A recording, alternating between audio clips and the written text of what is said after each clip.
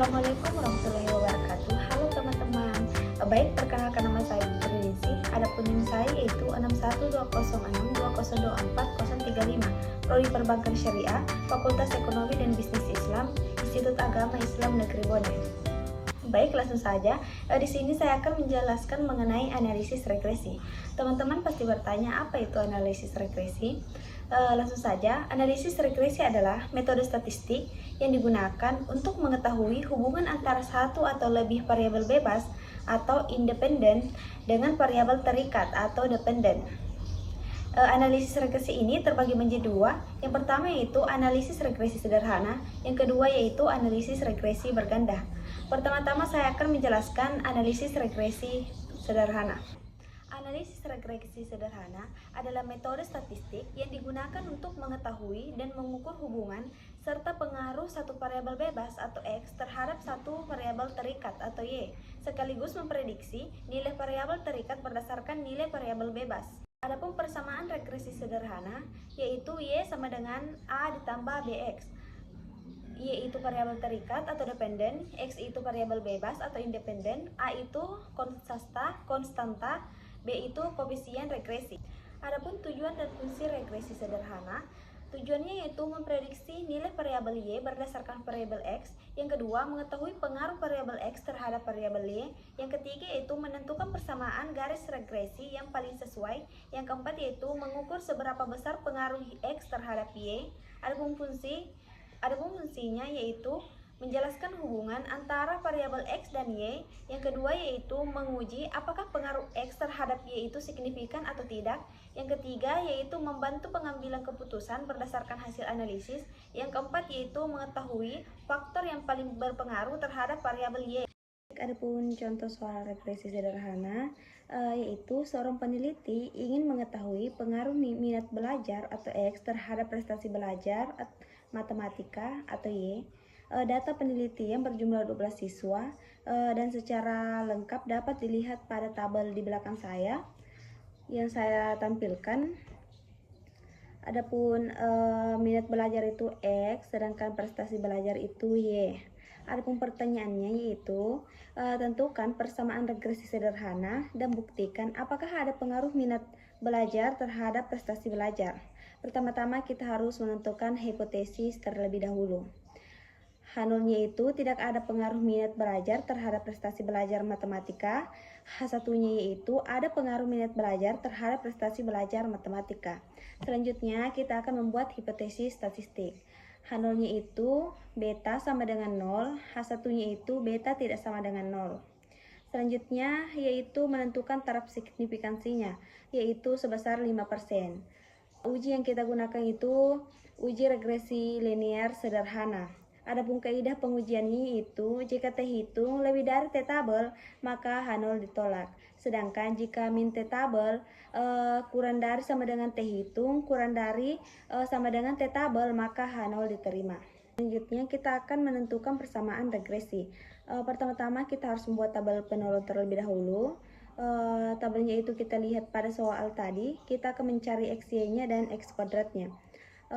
X itu 75, Y itu 80, jadi kita kalikan sehingga menghasilkan 6000. Sedangkan X kuadrat itu 80 dikuadratkan sehingga menghasilkan 5625.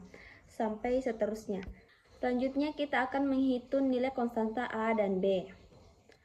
Adapun rumusnya itu N dikali sigma X Y min sigma X dikali sigma Y dibagi dengan N sigma X dikuadrat min sigma X dikuadratkan. Terus kita kasih masuk nilainya dari tabel penolong tadi sehingga menghasilkan 0,832. Selanjutnya kita akan mencari konstanta A. Adapun rumusnya itu sigma Y min B dikali sigma X dibagi dengan N sehingga menghasilkan 19,744. Jadi persamaan regresi linear sederhana Y sama dengan A plus BX, Y sama dengan 19,744 plus 0,832X. Selanjutnya, kita akan menentukan nilai koefisien korelasi. Pertama-tama kita harus membuat tabel penolong seperti tadi. Tabel penolong ini sama seperti tadi, cuma di sini kita menambahkan Y kuadrat. Y kuadrat itu 80 dikali 80 sehingga menghasilkan 6.400 sampai seterusnya. Terus kita akan mencari nilai koefisien korelasi. Adapun rumus dari koefisien korelasi ini, N dikali sigma XY min sigma X dikali sigma Y dibagi dengan akar N dikali sigma X kuadrat min sigma X dikuadratkan N dikali sigma Y kuadrat min sigma Y dikuadratkan.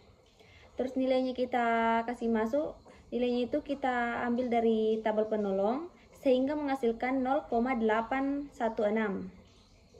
Jadi hubungan antara minat belajar dengan prestasi belajar matematika sebesar 0,816. Dengan kriteria tingkat hubungan kuat atau positif, hubungan yang bersifat positif artinya terjadi hubungan yang searah antara minat belajar dengan prestasi belajar matematika. Bila minat belajar siswa tinggi, maka prestasi belajar matematika meningkat. Selanjutnya, kita akan menentukan T-tabel dan T-hitung. Adapun rumus dari T-hitung yaitu R akar N min 2 dibagi dengan akar 1 min R dikuadratkan.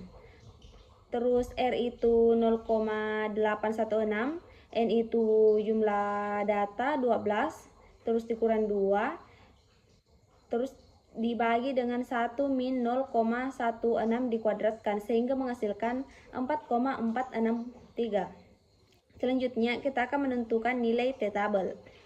Adapun taraf signifikansinya itu 5% atau 0,05. Karena kita uji dua pihak, maka nilainya dibagi 2 menghasilkan 0,025. Adapun derajat kebebasannya yaitu N dikurang 2. N itu 12 dikurang 2 maka menghasilkan 10, sehingga T-tabelnya itu menghasilkan 2,228. Jadi T-hitungnya itu 4,463, T-tabelnya itu 2,228. Jadi T-hitung lebih dari T-tabel maka H0 ditolak. Artinya ada pengaruh minat belajar terhadap prestasi belajar matematika. Adapun materi kedua yaitu analisis regresi berganda.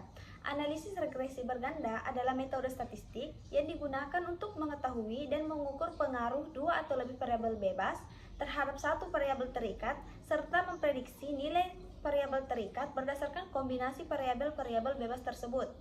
Adapun rumus regresi berganda yaitu Y sama dengan A ditambah B1 X1 ditambah B2 X2 ditambah Bn Xn. Adapun keterangannya itu Y itu nilai prediktor atau dependen, terus A itu konstanta, X1, X2, X3 itu variabel bebas, B1, B2, B3 itu koefisien regresi. Adapun contoh soal regresi berganda, seorang peneliti ingin mengetahui pengaruh motivasi belajar, minat belajar terhadap prestasi belajar matematika. Data penelitian berjumlah 12 siswa. Data secara lengkap bisa dilihat dari belakang saya ini yang saya tampilkan. Adapun pertanyaannya yaitu, tentukan persamaan regresi linear berganda dengan dua prediktor. Yang kedua yaitu buktikan apakah ada pengaruh motivasi dan minat belajar terhadap prestasi belajar. Pertama kita akan membuat hipotesis terlebih dahulu. H0-nya itu tidak ada pengaruh motivasi dan minat belajar terhadap prestasi belajar matematika. H1-nya ada pengaruh motivasi dan minat belajar terhadap prestasi belajar matematika. Selanjutnya kita membuat hipotesis statistik. H0-nya itu beta sama dengan 0, H1-nya itu beta tidak sama dengan 0. Adapun taraf signifikansinya itu sebesar 5%.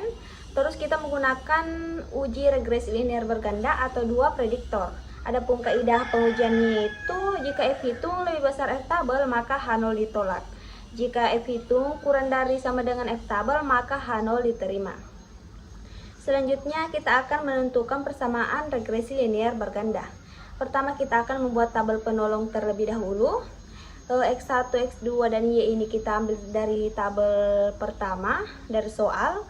Terus kita kalikan X1 dikali Y itu sehingga menghasilkan 6.000. Terus X2 dikali Y itu menghasilkan 6.000 juga. X1 dikali X2 itu menghasilkan 5.625. X1 dikuadratkan itu menghasilkan 5.625. X2 dikuadratkan itu menghasilkan 5.625 juga, dan Y kuadrat menghasilkan 6.400 sampai seterusnya. Selanjutnya kita akan memasukkan nilai statistik ke rumus yang digunakan. Yang pertama yaitu sigma X1 kuadrat. Sigma X1 kuadrat dikurang sigma X1 dikuadratkan dibagi N. Sigma X1 kuadrat itu 60.175, sigma X1 yaitu 845, sedangkan N itu jumlah sampel 12. Jadi kita jumlahkan sehingga menghasilkan 6.672,917. Nomor 2 sampai nomor 8 itu sama saja. Intinya kita harus mengikuti rumus yang telah diberikan.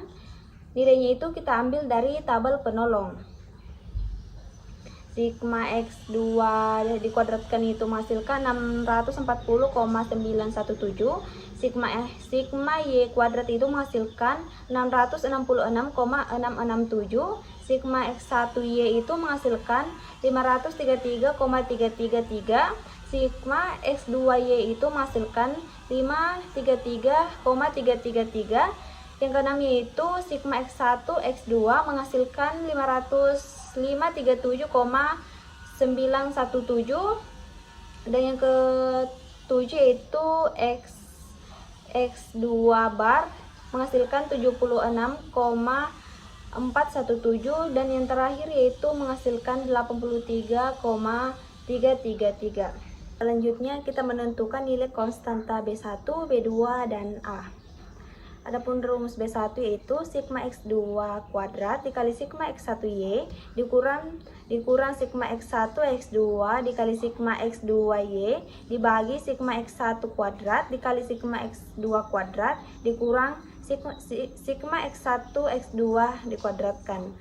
Terus nilainya kita ambil dari rumus yang kita kerjakan tadi, kita kasih masuk sesuai dengan rumusnya sehingga menghasilkan 0,387. Begitu pula dengan nilai konstanta B2 sama dengan konstanta B1, kita ambil nilainya dari rumus yang kita cari tadi sehingga menghasilkan 0,507. Selanjutnya kita mencari nilai konstanta A. Adapun rumusnya itu sigma Y dibagi N dikurang B1, sigma X1 dibagi N dikurang B2, sigma X2 dibagi N. Terus karena di sini menggunakan Y besar dan X besar, kita ambil nilainya itu dari tabel penolong. Kecuali X-nya dan Y-nya kecil, kita ambil dari rumus yang kita kerjakan tadi. Di sini menghasilkan 17,339. Selanjutnya ada persamaan regresi linear berganda, yaitu Y sama dengan A ditambah B1, X1 ditambah B2, X2 menghasilkan 17,339 ditambah 0,387 X1 plus 0,507 X2. Selanjutnya kita akan menghitung nilai korelasi. Yang pertama itu koefisien korelasi ganda RY.12. Adapun rumusnya itu akar B1 dikali sigma X1Y ditambah B2 sigma dikali sigma X2Y dibagi sigma Y kuadrat. Langsung saja nilainya kita masukkan. Jadi RY112 akar 0,715 itu 0,846. Terus yang kedua itu koefisien korelasi parsial RY1.2. Di sini menggunakan X besar dan Y besar. Jadi di sini kita ambil nilainya itu dari tabel penolong di atas. Penjumlahannya yaitu sama, intinya kita harus mengikuti rumus sehingga menghasilkan 0,796. Terus yang ketiga itu sama juga. Di sini korelasi parsial RY2.1. Nilainya kita ambil pada tabel penolong, nilainya kita masukkan sehingga menghasilkan 0,816. Selanjutnya koefisien korelasi parsial R12.4. Di sini sama juga.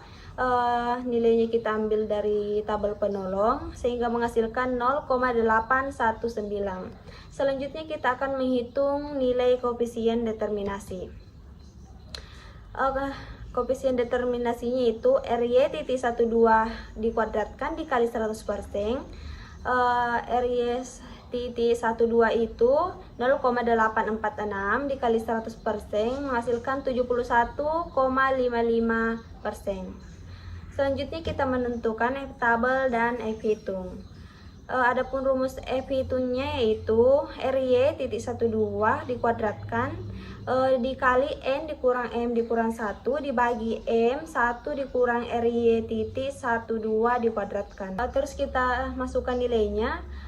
RY.12 itu 0,846, terus N nya itu jumlah sampel 12, M itu jumlah variabel bebas itu 2 dikurang 1, M itu 2, 1 dikurang RY.12 itu 0,846.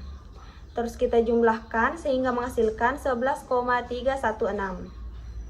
Selanjutnya kita menentukan nilai F tabel. Adapun taraf signifikansinya itu 5%. Adapun derajat kebebasannya itu N dikurang M dikurang 1. N itu jumlah sampel, terus M itu jumlah variabel bebas. Variabel bebas itu pengaruh motivasi dan minat belajar. Berjumlah 2 dikurang 1 sehingga menghasilkan 9. Jadi kita lihat pada tabel F, pembilangnya itu 2 dan penyebutnya itu 9 menghasilkan 4,260. Adapun kesimpulannya itu F hitung 11,316, F tabel 4,260. Jadi F hitung lebih besar F tabel, maka H0 ditolak. Artinya ada pengaruh motivasi dan minat belajar terhadap prestasi belajar matematika.